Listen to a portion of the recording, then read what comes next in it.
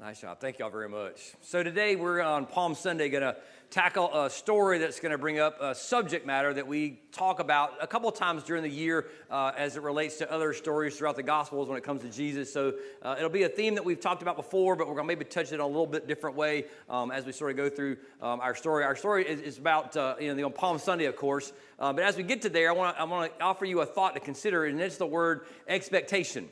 If you were to look up the word expectation as a definition, it is a strong belief that something will happen or will be the case in the future.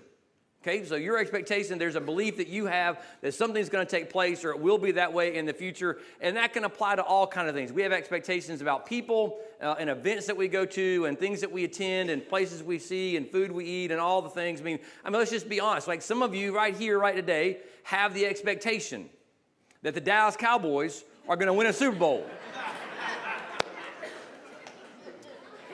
I mean, you just believe that. Now, I don't know if that's going to happen in your or my lifetime or not, but that's the expectation that you have, right? I mean, that's the whole thing, is it's a belief that it will happen. It is a belief that it will come to be. Only time will tell whether your expectation is actually accurate or not. And so we could go on in 100 different directions, but you get the point about expectations. Now, one of the cool things about expectations are that it impacts either our enjoyment of or disappointment with whatever it is the expectation is based on. If it's a person or a place or an event or a thing or a food, the expectation we have sometimes is really determined whether we really, really enjoyed it or whether we're really, really disappointed. And we can set expectations really high, low, all the ways. And you kind of understand that dynamic because you're accustomed to having expectations in your life. And so we're going to talk about that a little bit today as it relates to Palm Sunday. Now, a few months ago when we talked about this, shared an event or experience with you where my expectations were far exceeded, and it was an amazing experience because my expectations going in were really, really low, and the activity was really, really gone, so it was just an amazing experience. Well, recently, and I mean like real recently, I've had another experience where my expectations went woefully unmet. And it brought amazing disappointment and heartache and frustration and pain and all the things. This past week, I spent the week in Georgia, attended some things with my family and my father's death last month, and just all the things many of you dealt with that stuff too. And on my return trip home Friday, I have my truck, I have a trailer because I'm bringing some stuff home from my father's place and from my mother, who not married anymore, but are moving out of a house that she and her husband were building when he passed away last year. So all that, I got stuff on the trailer, I got stuff in the car, rolling out, leave Atlanta, Georgia, mid-morning to avoid all the morning traffic, because if you've ever been in Atlanta, it's 100 times worse than Dallas. So you just avoid the work traffic if you can. So things are cruising along. Everybody's good. I gotten through Atlanta. I get down there and hit to Birmingham. I'm doing, this is awesome. Heading through Tuscaloosa. I said hey to Nick Saban while I was there. Said, I'm glad you retired, all the things. Rolling on through Tuscaloosa, approaching Meridian, trip's going fine. I noticed something a little funny on the trailer. And so I look at my side mirror and I notice I have a flat tire on the driver's side rear tire. I'm like, well, this is just dandy. So I pull off the side of the road, get out of the way the best I can. But I go back and look, and I'm like, well, isn't this just perfect? It just exploded. There's radial stuff, and the belts everywhere. And I'm like, well, this is not a big deal. I have a brand new spare tire mounted to the trailer. I've come prepared. I have a jack. I have blocks. I have all of this. This will be an inconvenience, but it'll be 20 minutes, change the tire, on my way, no big deal. I didn't notice a couple of weeks ago when they mounted the spare tire to the trailer that, there's a bolt that goes through the thing to hold the tire in there, okay? Well, usually on one end of the bolt, there's the nut that threads on there, and the other end of said bolt, there's usually some way to grasp a hold of said bolt. They mounted a smooth, rounded end that had no way to grab hold of said bolt. So after about 30 minutes and realizing this tire isn't coming off of this mount, I said, that's no big deal. I'm all good still. I can jack the tire up, take the tire off, drive the 20 miles into Meridian, Mississippi, get it fixed, which I did, found a tire store. All things are no big deal. It's 4 o'clock on Friday. Surely they're open. They were. Got the tire fixed, got back to the truck about 5:30, got to the rest area, got it all mounted. Everything's all good. Tires on, everything's safe. I'm like, no big deal. There was, of course, a cloud overhead, the only cloud in all the sky. Didn't rain on me, though. I was like, thank God it didn't rain. Blessed there in the truck. I'm like, it's 6:30. Hey, I'll still be home by midnight. No big deal. It's a little inconvenient, but we're good. Or so I thought. 30 seconds to 45 seconds down the road, the truck overheats. So now I'm on the side of the road with the truck overheating. I'm like, okay, well, we might have a problem now. So we're getting out, $10 things. Well, if you've ever had a truck or vehicle that's overheated, of course, spew stuff everywhere.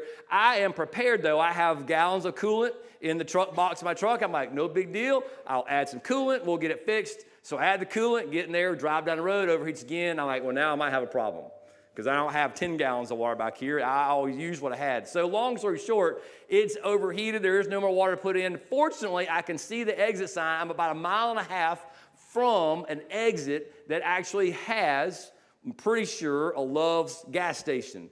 So I'm like, well, I'll just limp this thing along. And I remember on the side of the road, of course, if you've ever been on the side of the road, trucks are big when you're standing near them, when they roll by at 70 or 80 miles an hour, especially the big 18-wheel trucks. And I'm standing off in the median, waiting for it to cool off so I can get back in it and drive it a couple hundred yards, get off, back and forth. And I figure, well, I'll limp it down there. And it hits me. I'm like, wait. We just changed automobile insurance carriers to a new policy not more than a couple months ago. And because of the wise advice from someone who's wiser than I made sure to have roadside assistance 24/7 on the policy. Thinking, well, hey, this might not be. So I call our lead, get the details, call the number, get on the automated system. I speak to the woman. She says, oh, yeah, I pull up. I see right where you are. It was a mile marker. I said, yes, I'm a mile from the exit in Tooele Suba, Mississippi. And she said, could you spell that for me? I said, of course, spell it, all things. She said, we see where you are. Don't worry. We'll have a record service to you. And I said, just out of curiosity, how long do you think it'll take? And she said, well, look, there's no guarantees. Circumstances are always different. I said, no, I understand. Just give me a ballpark. She said, well, fortunately, tonight, fairly low workload. We'll probably be there shortly, about an hour or so. I'm like, well, that's great. I look forward to it. I'm thinking, well, this is not bad, an hour. They'll tell me the 12 miles to Meridian, get there, get it fixed, get some stuff. The goal was to fill everything up to see if we could figure out where the leak was. Well, they texted me a message. We're on your case. We'll let you know in 10 minutes. 10 minutes, I get another text. We're working on finding a service carrier. Don't worry, we haven't forgot you. Well, that's no 10 minutes. 10 more minutes to get another notification. I'm like, all right, we're on 30 minutes and they hadn't even found a wrecker yet. This might be a problem. And so I begin to work on how I'm going to get myself down the next 1.5 miles to the exit. Now, mind you, it's dark on the side of the road. Can't really see a whole lot. I'm thinking, well, we'll just limp it along. And so I finally limp my way 2.5 hours later to the Love station. Get it all filled up with water. Find there's a crack in the radiator hose. You may ever know where that's out in your engine? Right there on the top. Easy breezy. It's got a big 3-inch crack. Go into the Love station, get some electrical tape, duct tape, spend an hour or so wrapping this thing all up. Get it all wrapped. Because now, we're like 9:30 at night. So wrapping it all up, fill it all with water, test drive it around the area, no overheating. I'm thinking, great, I can make it to Meridian, get to the Walmart Auto Care Center that I know is there, make sure I have all the fluids I need. We'll figure this out when I get there. So I get there, Walmart, of course, is closed.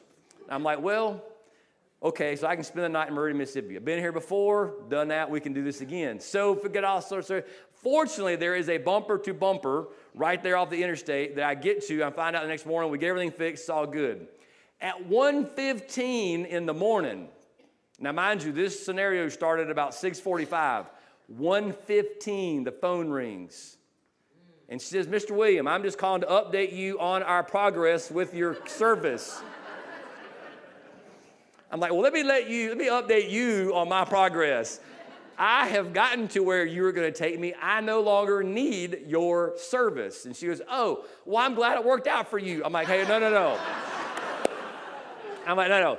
It didn't work out for me magically. No. Let's make sure that I didn't just magically work out. No, I have spent hours upon hours upon hours. I'm busted up, knuckles. I mean, dirt and grease everywhere. It's like, this has been a deal. And so she says, in the beginning of all this, she said when I agreed to the service, would you please make sure to fill out a survey for us afterwards? Oh, don't you worry about that, baby. I'm going to have that survey. Somehow I'm betting they don't email me that service to fill out. And I was just like, now I didn't have high expectations. This was going to be perfect, but I figured they'll at least get me off the side of the road to where I need to go within a reasonable amount of time. Last time I checked, 6.5 hours is not a reasonable amount of time. Totally disappointed because I had minimal expectations and even those were not met in any way, shape, or form. Now, obviously I made it home, not Friday night. It was last night when I got home, all good. Well, I'll tell you some more details later. But you understand when you have expectations that are not met, it becomes a real challenge to go through the experiences that you're going through without, say, losing your mind or being really frustrated or being negative and missing the things that are currently happening that might be to your benefit. Well, for the story this morning, Gospel of John is what we're going to look at. Matthew, Mark, Luke, John all tell a version of this story. John's is a little bit different, and I wanted us to focus on his today because we've been going through the Gospel of John for the last 4 or 5 weeks. And so in chapter 12, we're going to start at verse 12 and read John's telling of us how Jesus came into the city of Jerusalem on what we now call as Palm Sunday. So chapter 12, verse 12, here we go. The next day, the large crowd that had come to the feast heard that Jesus was coming into Jerusalem. So they took branches of palm trees and they went out to meet him, crying out, "Hosanna! Blessed is he who comes in the name of the Lord, even the King of Israel." And Jesus found a young donkey and he sat on it, just as it is written. It said, "Fear not, daughter of Zion. Behold, your king is coming, sitting on a donkey's colt." Well, his disciples did not understand these things at first, but when Jesus was glorified, referring to his resurrection, they remembered these things had been written about him, that they had been done to him. Now the crowd that had been with him when he called Lazarus out of the tomb and raised him from the dead continued to bear witness. The reason why the crowd went to meet him was that they had heard that he had done this sign. So the Pharisees said to one another, "You see that you are gaining nothing. Look, the world has gone after him." Now, as a reminder, the story we read last week is when Jesus brings Lazarus back from the dead.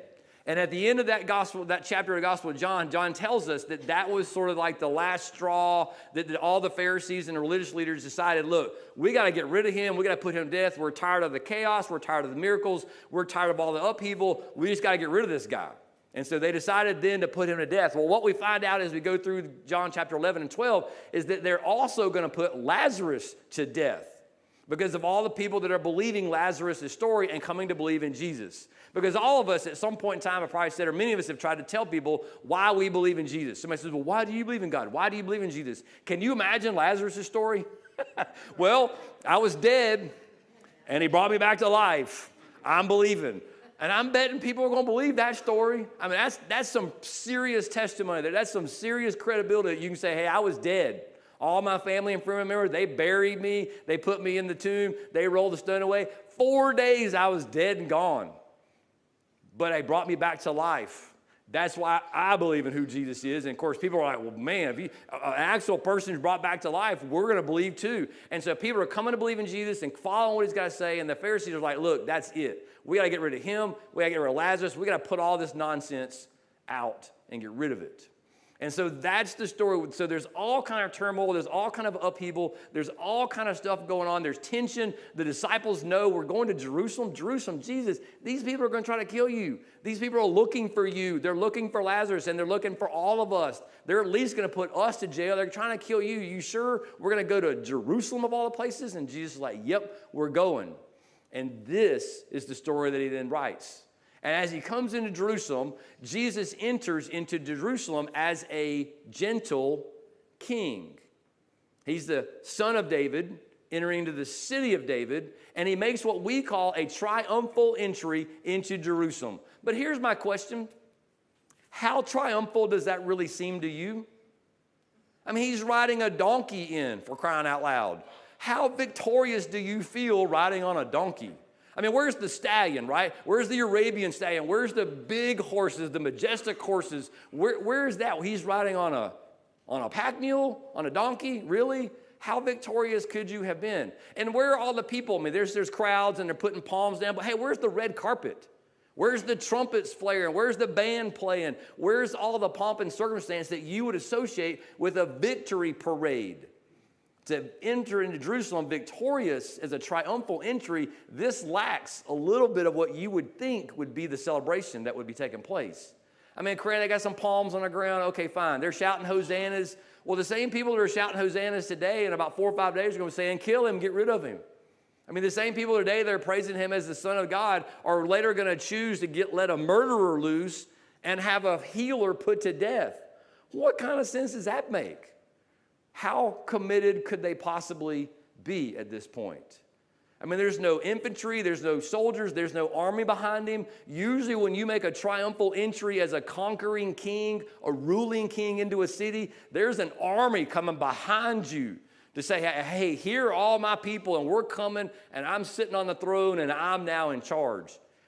There's not even a throne Jesus is going to sit on. There's a cross he's going to hang from. And so all these people have expected one thing in their conquering king, and this is what they've gotten instead. I mean, remind you kind of, well, where'd they get these expectations? Well, they've been living for 400 years waiting for the Messiah.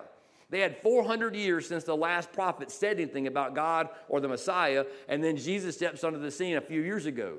And so they've had 400 years of reading what we would call the Hebrew Bible, their Hebrew Bible, the Old Testament, listening to what the prophets had to say, passing down the stories of, hey, there's a Messiah that's going to come. He's going to come and going to conquer Rome. He's going to rule everything. He's going to be in charge. He's going to be the King of Kings and the Lord of Lords, and he's going to reign forever. And they built up in their minds over 400 years the expectations of what that would look like and feel like, and this simply did not match up. And most of Jesus' ministry simply did not match up. And so they were left with the experience of having had expectations that went completely unmet and the struggle of, well, what do we do with that? And most of them chose to reject him completely. And they missed what is because they were so focused on what should be and how much that still happens today. I mean, can you imagine for a minute? Imagine all the things that they missed. And particularly religious leaders and the scribes and the Pharisees, the people that were most tasked with understanding God's word and God's plan and looking for the Savior. And yet when he shows up, they completely miss it. Because hey, no, he's not supposed to be like that. It's supposed to be this way. Imagine all the things that they missed, all the opportunities that were afforded them. Imagine what could have been had the religious leaders themselves recognized, hey, none of us can do that. This has to be the Son of God. Let's all embrace him. Let's get behind him. Let's all and go where he's going to say go. Now, Jesus still, of course, has to die. That's part of the plan. But imagine what all was missed during his 3 years of ministry simply because he didn't match the expectation they had created in their own minds. Well, that's a dynamic that many of us struggle with, frankly. We set expectations for Jesus. We set expectations for God, for the Holy Spirit, for the church. We have expectations about how things should be in our world. And oftentimes we miss so much of what is going on because we are looking for what should be going on. I mean, we look at the world around us when they look at it should be happening this way, but it's not. And in the process of being frustrated with what we think should be, we miss God's love and grace and mercy that is. You know, oftentimes we look at this is how the church should function. This is what people should be doing. And we miss the fact that, but God is still a companion to you and is still present in your life. And there's strength to draw from that.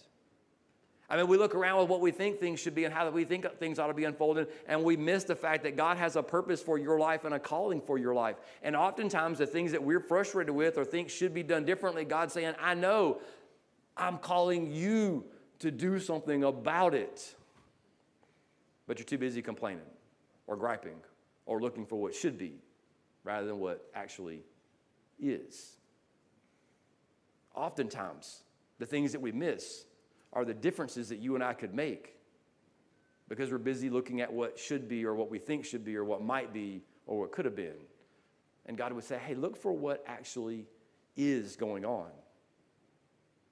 When I got to the Bumper to Bumper on the Saturday morning, got into the store, and I went in there, and I said, hey, look, I've got a cracked radiator hose and all the things, and you got that part? And he said, oh, yeah, I got that part. It's like $32 or $3, some simple little cheap fix, and he brought it out and said, here you go. And I said, well, is there any chance you can help me put this thing on my truck? It's been a long day and a long night.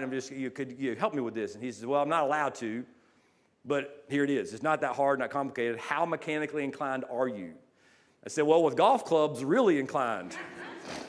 With a truck, man, not so much. He said, well, it's not that hard and complicated. I said, well, are you allowed to at least supervise me putting on this hose? He says, well, yeah, go out there and work on it. If you have any questions or problems, you can come in, ask me questions. I'll tell you the answers. You can go back. We can go back and forth. I said, but you can't come out and actually watch. He said, no, I'm not allowed to do that. I'm like, I said, no problem, all good.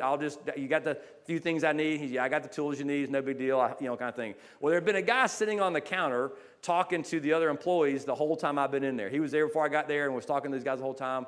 And he looked at me and he said, hey, grab the rotary hose, I'll come help you.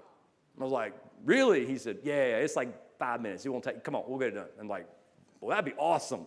And so we go outside, get the thing, take the one off, put the new one on, literally 5 minutes, done, easy breezy. And I looked at him, I said, man, I cannot tell you, Jeff was his name. It's Jeff, I can't tell you how much I appreciate it. It's been a long day and night. Still got 6.5 more hours to go. I appreciate your help. And he looked at me and he said, safe travels. May God bless you. Now, I didn't tell him I was a minister. I didn't tell him I pastored church. I didn't tell him, hey, I got to get home to preach tomorrow because the guy I work for is going to be really upset if I don't make it home. I said, man, I got places to be tomorrow quickly. I never told him any of that stuff.